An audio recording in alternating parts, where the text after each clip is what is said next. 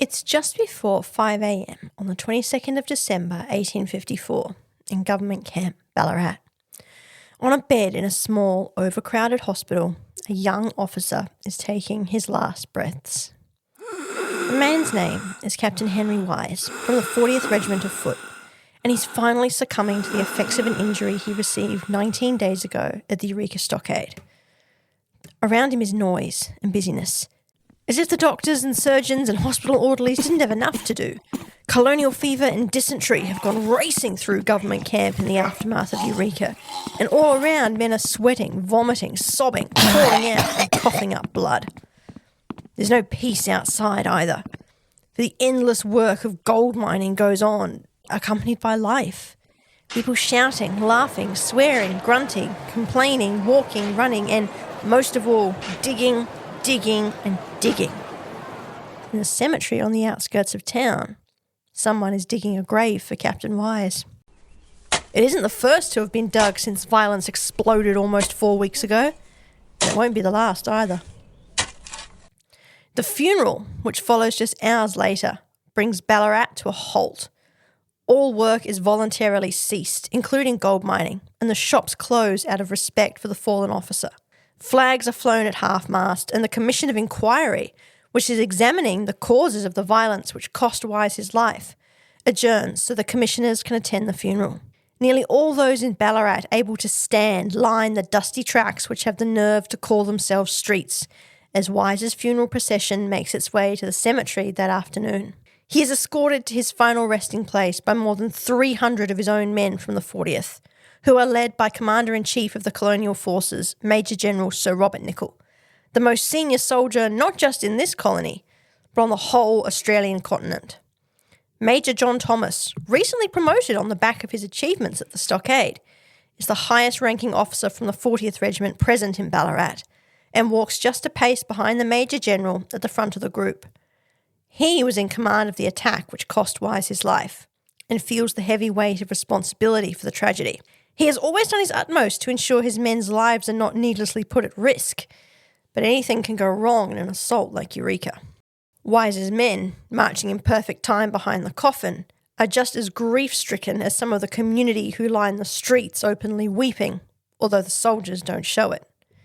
Wise was a popular officer, who the regular men held in high regard. The man they blame for the wounds which ultimately claimed their beloved officer's life is African-American stockader John Joseph, who was one of the 13 men sent to Melbourne, charged with high treason. More than one soldier has been informed they will be sent to testify at the man's trial, and the hope among those in the regiment this day is that John Joseph is on his way to the gallows. But by the time the trial is held, tempers have cooled, and the soldiers keep their oath to tell the truth, the whole truth, and nothing but the truth, so help them God. They think John Joseph shot Captain Wise, but can't swear positively it was him. He was one of a number of black men inside the stockade, and one of several stockaders who fired in the direction of Captain Wise just before he fell. Joseph is acquitted of the murder of Wise and of high treason. He walks from the Melbourne Supreme Court a free man. Slowly, as the months turn into years and Eureka becomes a memory, the names of the soldiers who fought there fade. Community interest even in the stockaders waxes and wanes as Ballarat transforms from a muddy patchwork of mine shafts to a thriving, bustling regional city. But Captain Wise's name remains linked to the first and only combat of his life, and he becomes integral to the history of the Eureka Stockade. But why? I mean, he was just another violent soldier fighting for anti-democratic tyrants. Or was he? I'm Juliana, and you're listening to The Skeptical Historian Writes a Thesis.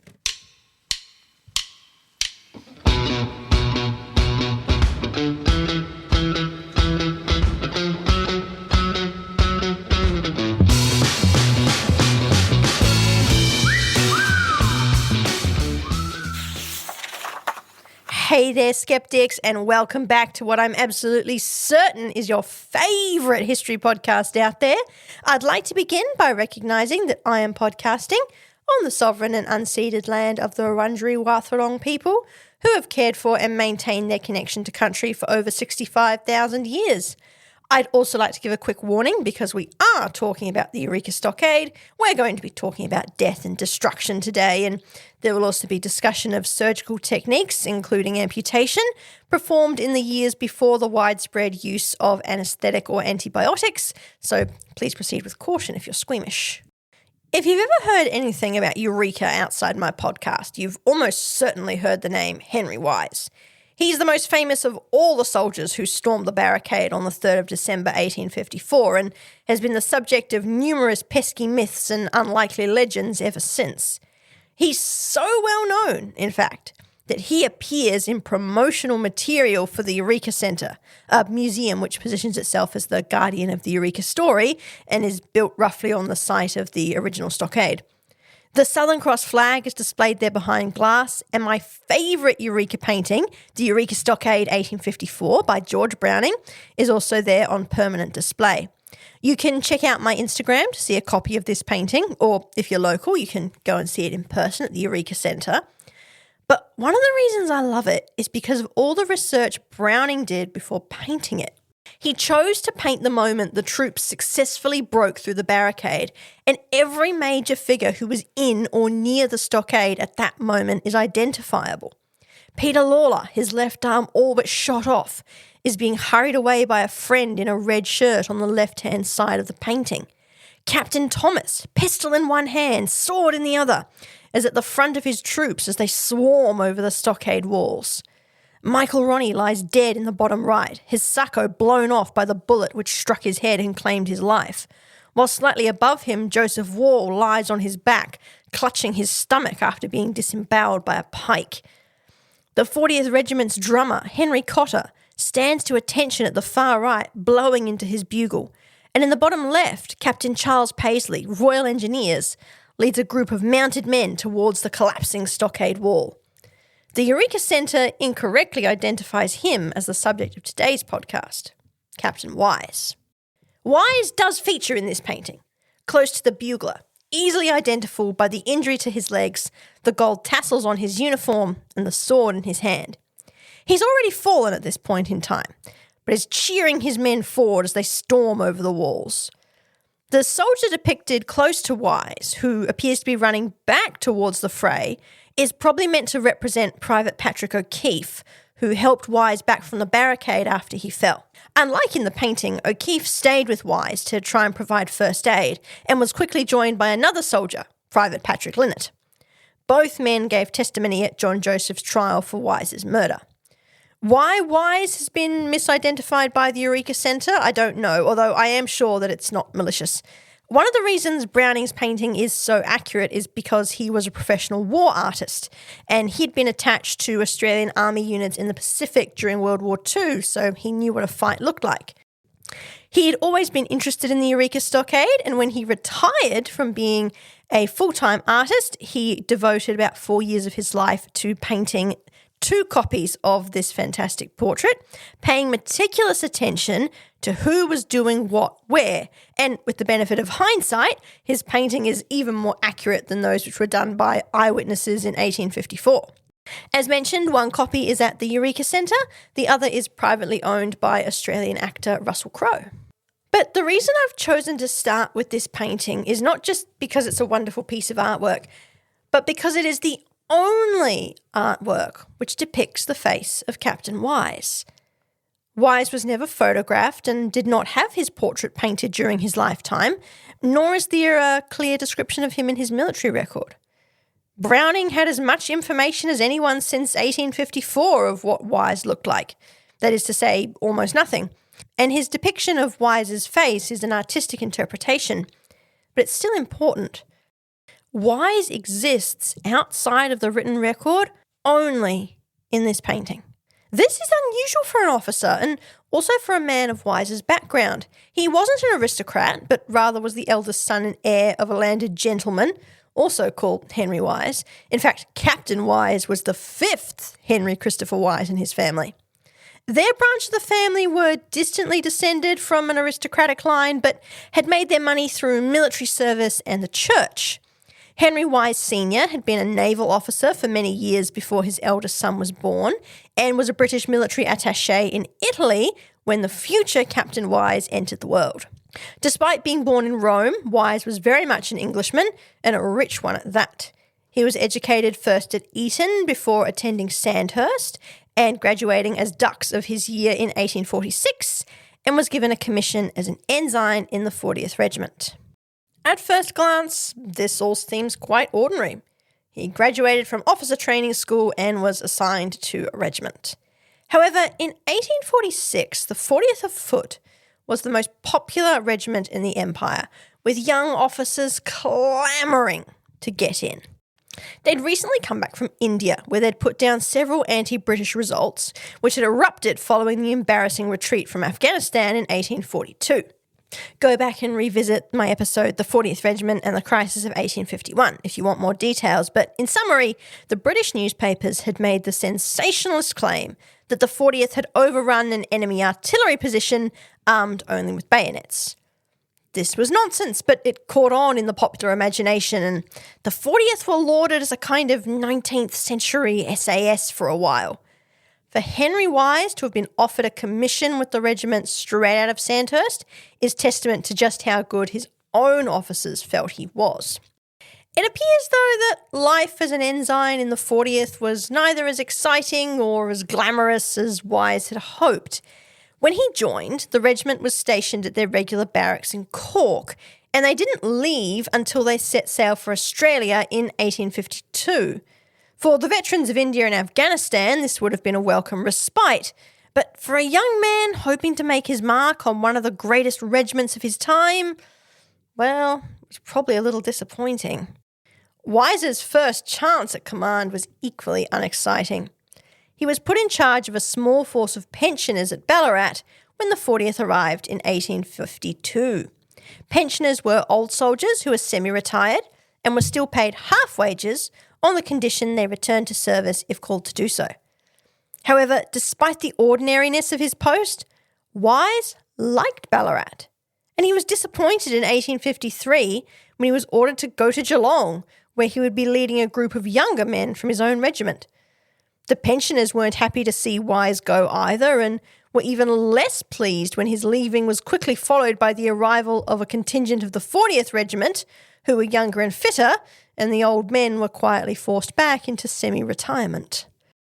Wise remained in Geelong until he was recalled, along with his men, to Ballarat in November 1854, and it is here that I really think we see his skills as an officer for the first time. I'm going to take a break, and when I get back, I'll tell you what happened on the 28th of November 1854 and what it meant for Captain Wise. This is The Skeptical Historian Who Writes a Thesis with me, Juliana Byers, and I am here to tell you all about the 28th of November. This date will be familiar to regular listeners as the date on which the 12th Regiment arrived in Ballarat and were attacked after they got lost in the dark on the Eureka lead. But they weren't the only party of soldiers to arrive that day. Late in the afternoon, Captain Henry Wise and a contingent of men from the 40th Regiment had marched up Old Melbourne Road and around the diggings to Government Camp. The diggers weren't pleased to see the soldiers and they jeered and shouted angrily, but there was no violence. So, what was different about the arrival of the 40th compared to the arrival of the 12th? First of all was the time the soldiers arrived. It was still light when the 40th turned up in Ballarat, but the sun had well and truly set when the 12th arrived. And the second issue which made a difference was the size of the baggage trains. The 40th Regiment had a baggage train, but it was relatively small and the diggers could see it clearly in the daylight. The 12th's baggage train was much larger and the diggers couldn't make out the contents in the dark. They believed, incorrectly as it turned out, that the 12th were bringing artillery to Ballarat and they wanted to prevent heavy guns from being brought to Government Camp. But this doesn't account for the level of violence meted out to the 12th in comparison with the 40th. A much greater factor was the manner in which the soldiers arrived.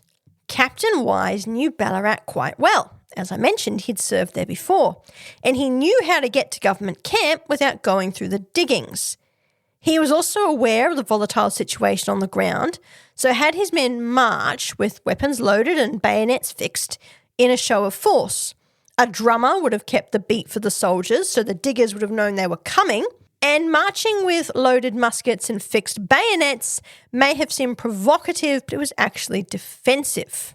Wise and his men were signalling to the diggers that they were prepared for violence, but they did not want to provoke it by forcing their way through the diggings themselves. "Don't make trouble," Wise was saying to the population. "My men and I are ready for it." This is a consistent theme at Eureka, actually.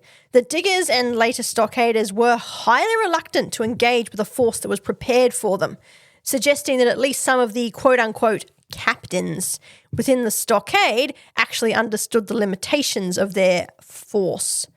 The 12th, however, was still riding in their carts when they arrived in Ballarat, apart from a small screening force marching alongside, and most of their muskets were being carried in the baggage train. They were an easy target, and although several of the 12th were severely injured in that skirmish, it was not quite the resounding victory for the diggers it has been portrayed as ever since. While the 40th Regiment did have to come down and rescue their besieged colleagues, the 12th were not in retreat, but were rather holding their ground and defending the baggage train when the reinforcements arrived. The diggers didn't stop looting when they realised there was no artillery and were trying to take the muskets, but didn't get as many of the long guns as they'd hoped for. Now, how do we know this actually? Well, about a dozen men from the 12th were seriously injured enough to still be in hospital when the attack on the stockade took place 5 days later, but every man from that regiment and all of the 40th had a musket, so the diggers were not able to seriously inconvenience the army.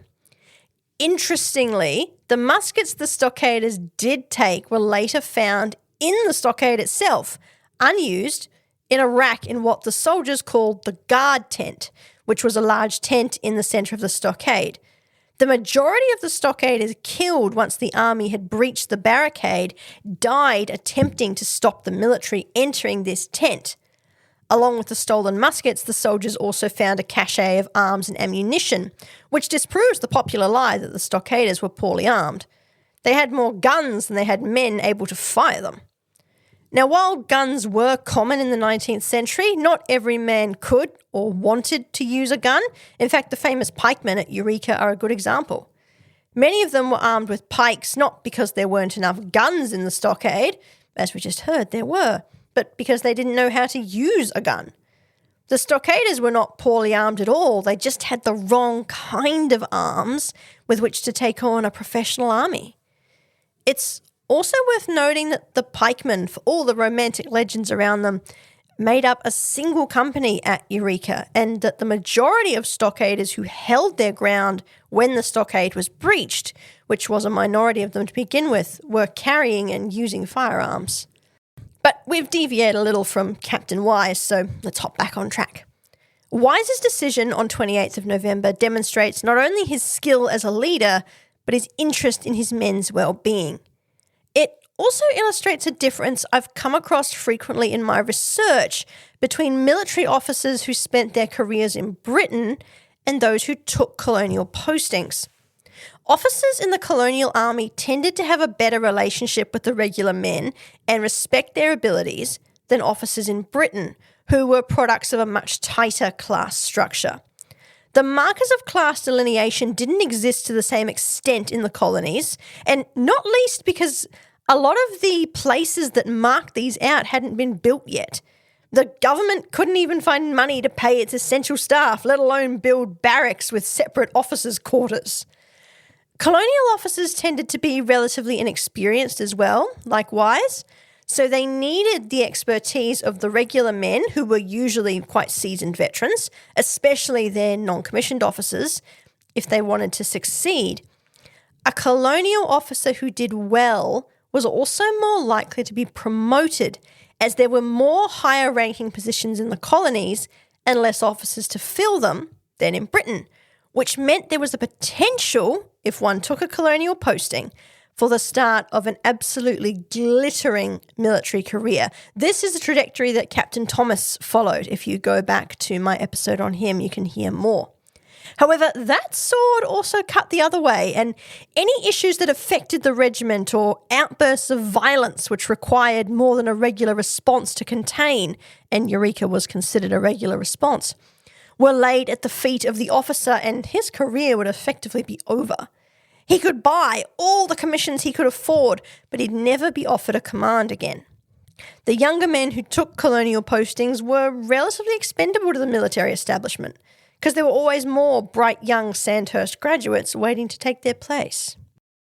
Wise probably had a good shot at a decent career as a colonial officer based on his limited record. He was certainly no Captain Thomas, but he was a good leader and someone whose soldiers followed him not just because they had to, but because they trusted him to lead them in the right direction. They liked him too, if their reaction to his injury at the stockade is anything to go by. And I think this is a great segue into the question that is still being asked 170 years later. What did happen to Wise at the stockade? In the immediate aftermath, once it became public knowledge that Wise had been injured, the stockaders did everything possible to distance themselves from it. Some of them would have known Wise from his earlier service in Ballarat, and quite a number of the community would have also known him personally.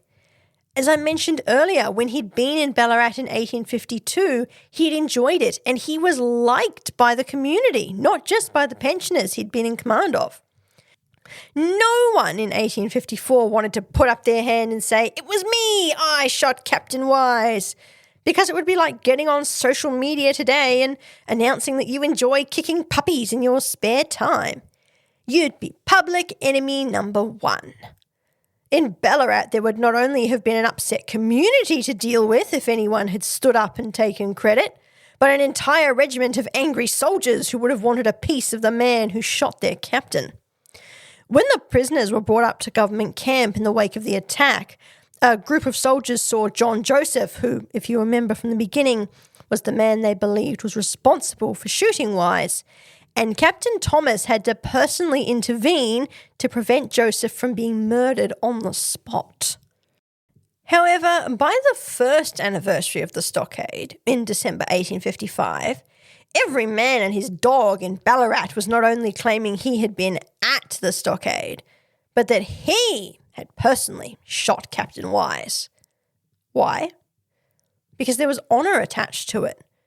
Wise was not the only soldier to have been killed at Eureka, but he was the only one that everyone in Ballarat, stockader or not, would have known about.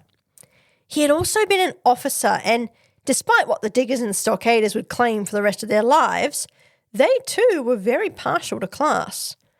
Gold digging in of itself was undertaken in the hope of making enough money to climb the social ladder after all, and there was no point looking up if the ladder didn't exist.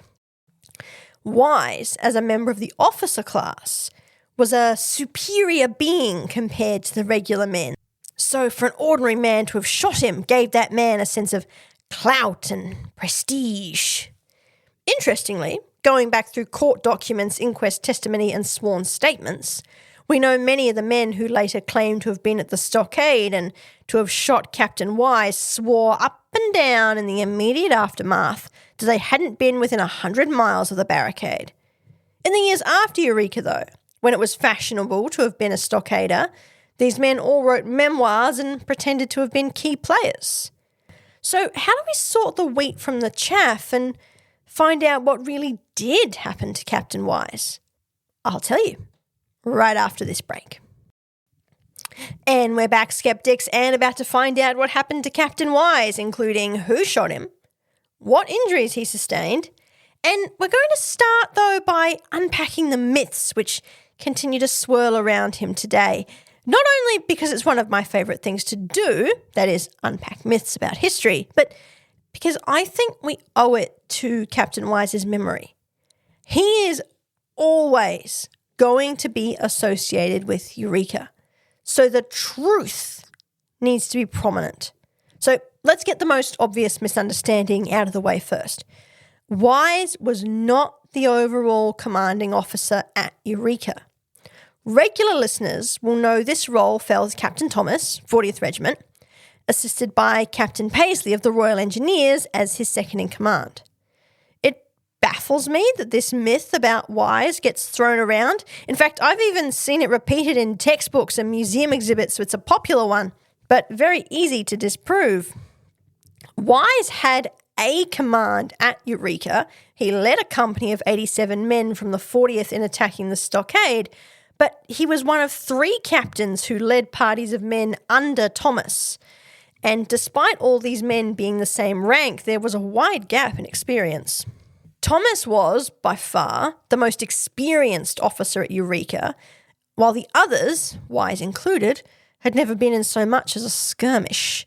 The other experienced man, Captain Atkinson of the 12th Regiment, had been left in charge of government camp in Thomas's absence. Effectively, Atkinson was positioned to take over as commanding officer in Ballarat should anything have happened to Thomas at the stockade. Wise and the other captains, with the exception of Paisley, who was a government minister, acted more in the position of lieutenants at Eureka. Wise was not involved in Thomas's war council. He did not participate in planning the attack on the stockade, and he did not have any prior knowledge of the attack until he was informed at the same time as his men. The second myth that gets put around regularly is that Wise was the first soldier to fall at Eureka, and that this is what propelled the soldiers to act so viciously against the stockaders. We know from multiple eyewitness accounts that Wise was shot as he was attempting to climb the stockade. He was hit first in the thigh and then a second time through both knees. This second wound was the one which was ultimately fatal, although we'll get to that in a moment. We also know that it took the 12th and 40th Regiments and their officers 10 minutes to reach the stockade, in which time the gunfire directed at them was so heavy that some of the men in the 40th at the front began to retreat before they were rallied. Captain Thomas famously dismounted, drew his sword and made his way to the front of the men to lead them over the barricade, while Wise, also dismounted and uninjured at this point, called out, "40th, are you going to retreat?" to urge the men on. These 2 incidents of excellent leadership have been justifiably remembered by history, but I would be doing a disservice to the 3rd man who rallied the soldiers if I did not mention him. He's not given as much credit as Wise and Thomas, but Sergeant Edward Harris, a non-commissioned officer from the 40th Regiment, well known and liked among the other soldiers, moved to the front and yelled, "Charge!" while running forward. And I'm told that then, as now, experienced NCOs like Harris are the backbone of the army. In that 10 minutes it took for the soldiers to reach the stockade, at least 2 of the Eureka 7, as I've taken to calling the soldiers who fell there, were already dead, meaning Wise could not have been the first man to fall. Privates Michael Ronnie and Dennis Bryan, 40th Regiment, were hit in the head and neck respectively very early in the fighting. In fact, Ronnie was probably the very first casualty of Eureka on either side, and were already dead before their comrades reached the barricade. Further discrediting this theory is that Wise was seen and heard by the stockaders and soldiers giving orders to his men up until the moment he was shot the second time. At this point, Privates O'Keefe and Linnett, the 2 Patricks I mentioned earlier, pulled him back from the barricade and attempted to administer first aid. They recalled Wise continued to cheer the men on until he lost consciousness, probably from blood loss. As for the second part of this myth, that Wise's death made the soldiers behave in a particularly vicious manner to the stockaders, it is worth remembering that Wise was shot in the legs. These wounds ultimately proved fatal but did not render him immediately unconscious or insensible. In other words, his men would have known he wasn't dead, so vengeance would not have been uppermost in their minds as they breached the barricade. Having said that, the men of the 40th were angry about their captain being injured, but they also had plenty of other things to be angry about, not least the fact that they were being shot at and their close friends were falling dead and injured around them. As for the claim that the soldiers treated the stockaders with particular violence, that's got as much truth as the claim that Harold Holt was abducted by aliens in 1967. I've spoken about the behaviour of the soldiers extensively before, but they were no more or less violent towards the stockaders than they were in other circumstances. The issue at the stockade, and one of the reasons the behaviour of the soldiers came under so much scrutiny, was that the victims of the stockade were mostly British or Irish, rather than black or brown colonial subjects, which made their deaths more shocking for the general public. Someone who capitalised on that shock was Mr. Peter Lalor, Commander-in-Chief at Eureka and later MP and Speaker of the House. He has also been pulled into the mythology around Wise's participation at Eureka. One of the more sensational claims is that it was Lalor who shot Wise, and that Wise, as he fell, shot Lalor in return. This myth is fun, I admit, but completely inaccurate. Despite facing off in advertising material for the Eureka Centre, neither Lalor nor Wise ever met, and certainly not at Eureka. As for shooting each other, that too is impossible. Lalor was armed with a pistol which would not have had the range to hit anyone outside the stockade, and Wise had already fallen and been pulled back before Lalor was shot. Another wild story comes from a Eureka participant who claimed that he saw Wise fall and, knowing the young officer was a good man only doing his duty, went to assist him. There are several problems with this claim, but let's start with the most obvious. No civilian could have got close enough to Wise to assist him while Privates O'Keefe and Linnett were with him. Wise was effectively helpless, and O'Keefe and Linnett would have taken the defence of his life very seriously. Had anything happened to him while he was injured, they would have been held accountable for failing to protect him. No one, except a fellow soldier or officer, a clearly identifiable religious minister, or a doctor the two men recognised, probably the regimental surgeon, would have been able to get close enough to Wise to administer assistance of any kind. What makes the Eureka participant's story even more unlikely is that he claimed Wise was alone at the time he went to help, but we know that O'Keefe and Linnett were with him from the moment he fell to the point he was loaded onto a cart and taken back to government camp for treatment. We don't even know if this man was at Eureka. He only appears in the newspapers as an anonymous participant. He said he wanted to protect his identity due to fear of reprisals from the government, and only told this story 30 years later. Another big problem with this claim is that, for it to be true, this man would have had to escape the stockade, which in of itself was not difficult. Most of the stockaders fled when the army broke through, and I do need to make it clear this wasn't cowardice. They simply weren't trained to hold their ground, and their survival instincts took over. But to get to Captain Wise, this man would have had to go to the front, through all of the soldiers, to get to him. And he would have been shot or bayoneted before he'd gone 2 paces in that direction. The final myth worth looking at today is what Wise said after he was pulled back by Linnett and O'Keefe, because it appears he said something. After he died, the newspapers went to town with what he might have said, claiming he'd done everything from cheer his men forward to beg them to spare prisoners to demand they show no mercy. The claim about prisoners is most commonly repeated but can be immediately disproved. No prisoners had been taken when Wise fell, and he was already unconscious by the time any of them were. As for the claim that he told his men to show no mercy, I suppose it's possible, but highly unlikely. It doesn't match with what little we know of his character, and it would have been unusual behaviour for an officer. Linnett and O'Keefe give the most likely account of what Wise said after he fell. They testified that he'd continued to cheer the 40th Regiment on, but did not give details beyond that he drew his sword. O'Keefe said that Wise exhorted both him and Linnett to return to the stockade, but they decided to remain with him and protect him from any harm. Linnett was not asked to confirm this part of the story in his own testimony, which took place under oath in court, so there's no knowing if it's true. From what we know of Wise, however, it has a ring of truth to it. It has an echo of the call he made to the 40th Regiment as they faltered earlier in the fight, and ordering his men to leave him and return to support their comrades is the kind of honourable thing he would have been taught to do at Sandhurst. He was probably glad of the presence of O'Keefe and Linnett as he began to lose consciousness, however.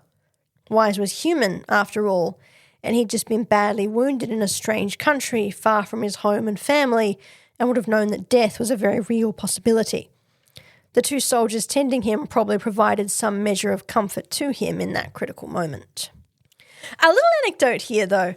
After the battle, when Wise was in hospital and had regained consciousness, he claimed his pocket watch, which he'd had on him at Eureka, was missing. O'Keefe and Linnett were questioned and both denied seeing or stealing it, and a search of the men's belongings proved fruitless. Wise died with the watch still missing, and I am of the opinion that O'Keefe or Linnett pocketed it. As much as both men probably liked and respected Wise, a valuable watch could be sold for more money than either of them would make in a year, and if one of them did take it, the other could have been induced to keep his mouth shut if he was offered a cut of proceeds from the sale. It wouldn't have been a difficult thing to hide, nor would it have been hard to find a fence willing to buy it. Soldiers were chronically underpaid in the 19th century, almost to the point of enforced destitution. And while this doesn't excuse O'Keefe and Linnett if they did steal Wise's watch, it explains why they might have done it. In purely practical terms, Wise wasn't going to need it, and if he did pull through, and there was a 2-week period in hospital where it looked like he might, he had enough money to buy another. As for who fired that fatal shot, well, as mentioned, so many men claim to have shot Wise, and there was so much confusion at the stockade that we just don't know. As I've mentioned earlier as well, John Joseph was suspected of being the killer, but even O'Keefe and Linnett could not swear positively under oath that it was him. And in the scheme of things, I'd argue it doesn't really matter. Wise was shot and later died from those injuries, but although the Crown tried to charge someone with his murder, this was impossible. Murder requires premeditation, and Wise was shot on a battlefield where shots were being fired at a regular and rapid rate. It was smoky, it was dark, and the stockaders, civilians and soldiers were all fighting for their lives. It doesn't matter who killed Captain Wise, and knowing would add nothing to the Eureka story. It's also worth remembering that most of the men who claim to have shot Wise only claim to have been at Eureka decades later, which is a huge red flag for any historical anecdote. A general amnesty was offered in 1855, so those men who only came forward later to share their sensational stories had nothing to fear by coming forward earlier. Also, from what we know about people who survive combat, be they soldiers, civilians, or in the modern day sailors and aviators, they don't tend to run about bragging about it or big-noting themselves in public. They generally only talk about it with each other. The person who shot Wise, whoever they were, may not have been able to identify their victim, and they may not have even known they'd hit someone. Guns were not accurate in 1854, and an experienced marksman firing in perfect conditions had an accuracy rating of 40%.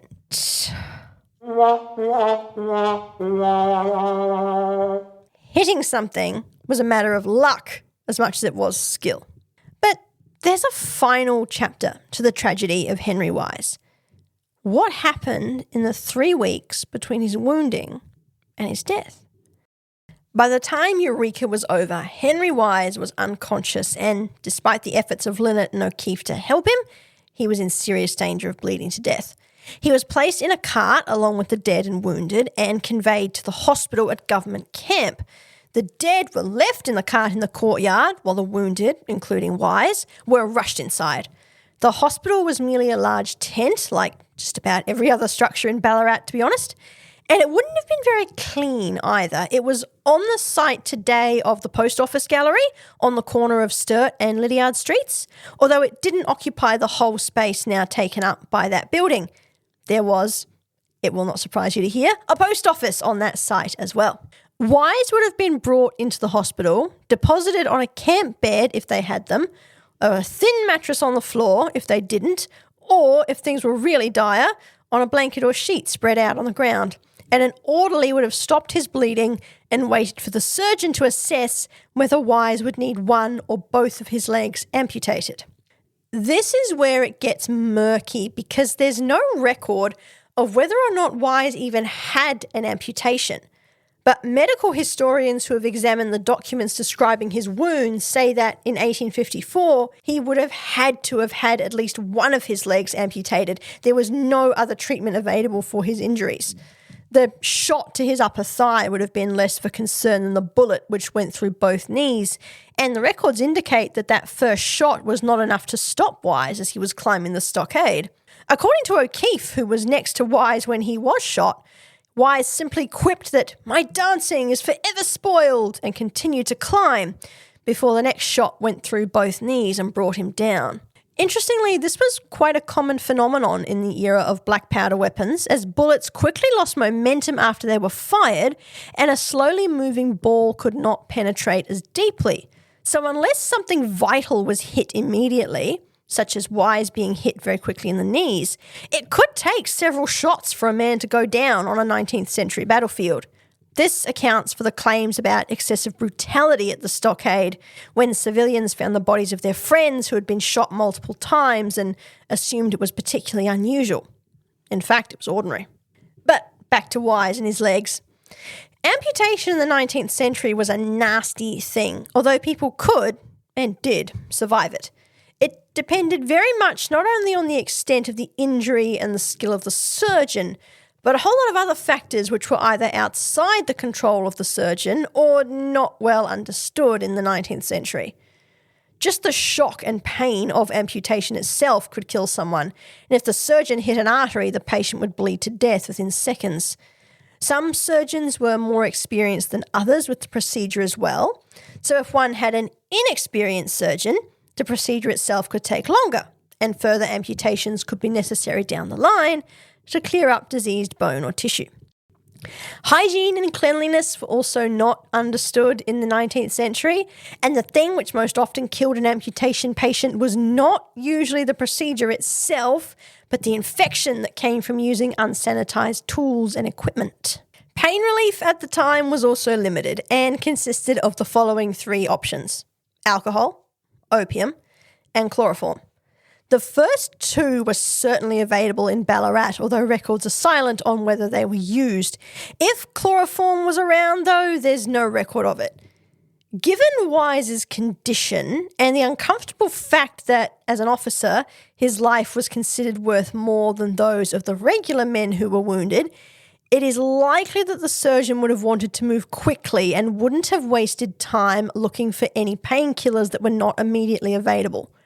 If Wise was given anything to try and numb the pain, it was probably alcohol, and orderlies would have held him down while the surgeon performed the amputation.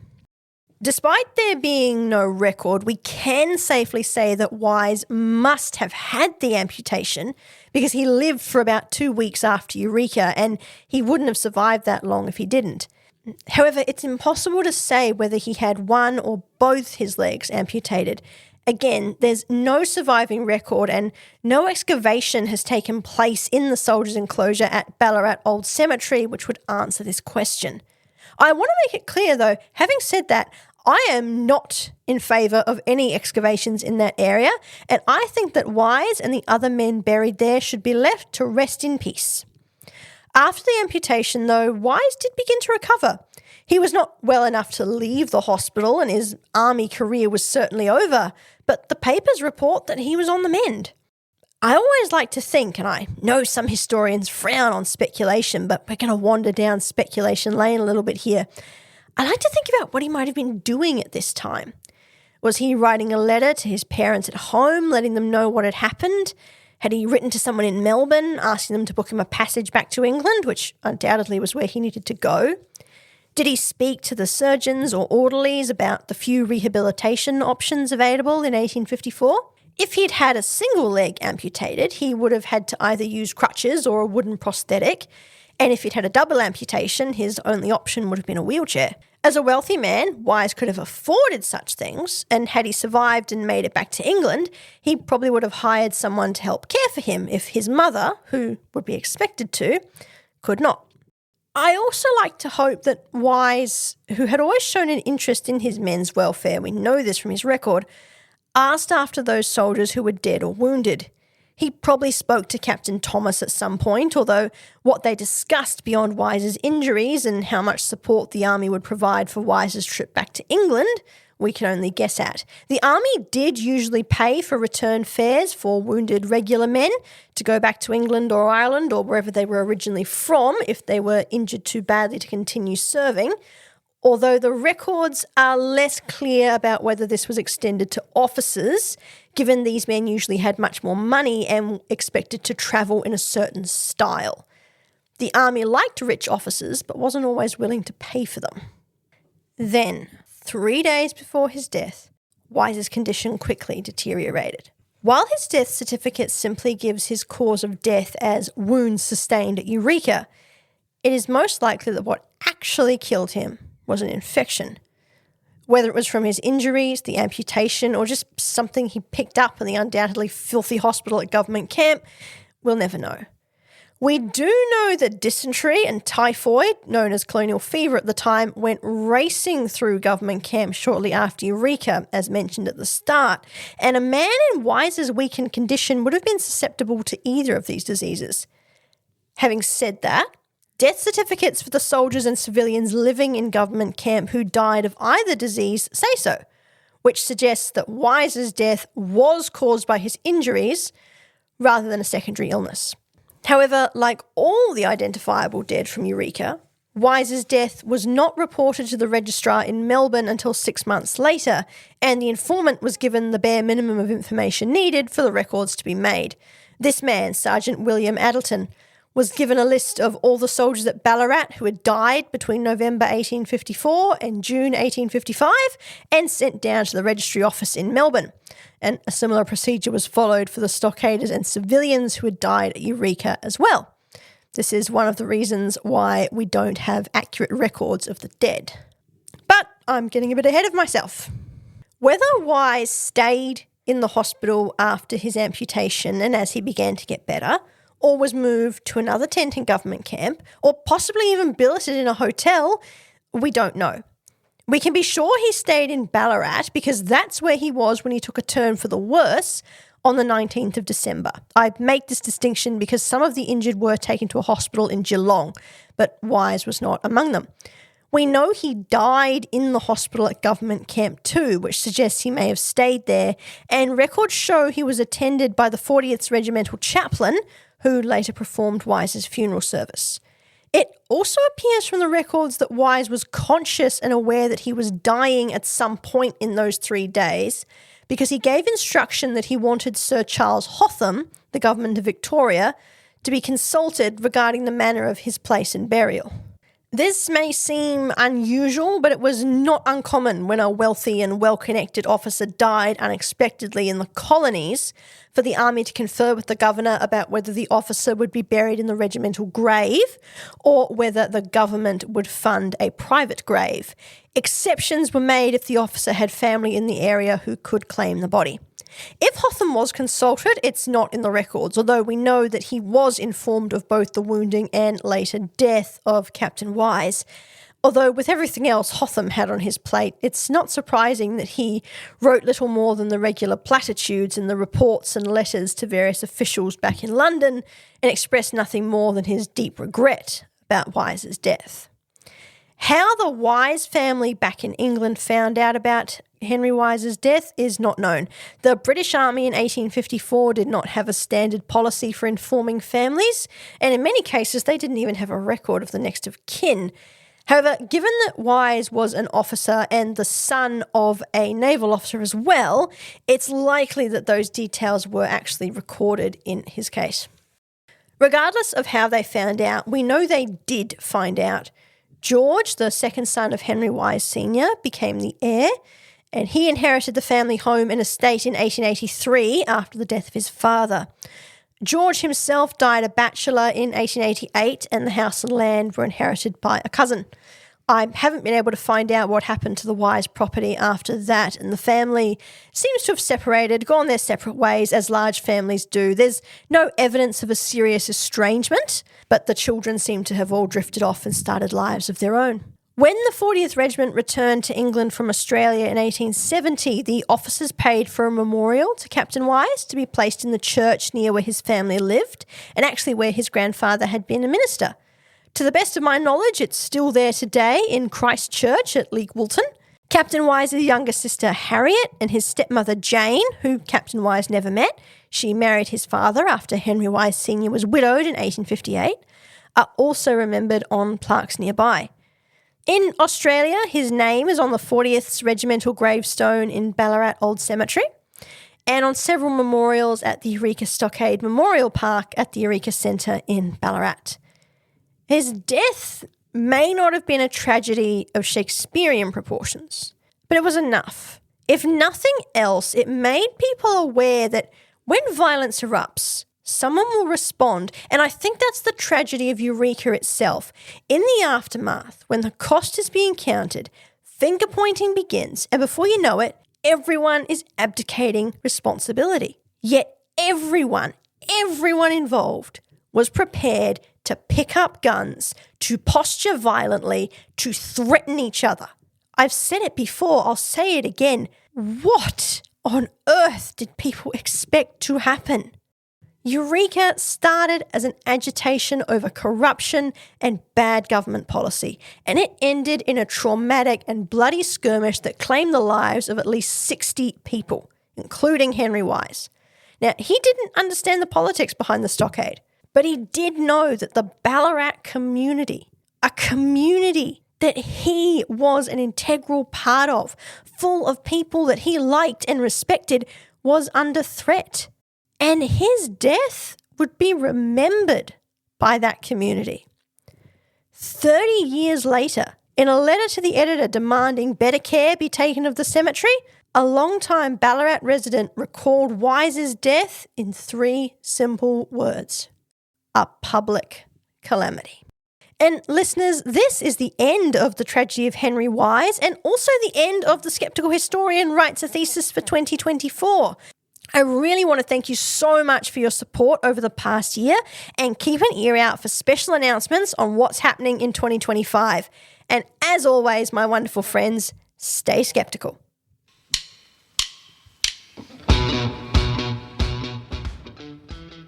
The Skeptical Historian is researched, produced and hosted by me, Juliana Byers.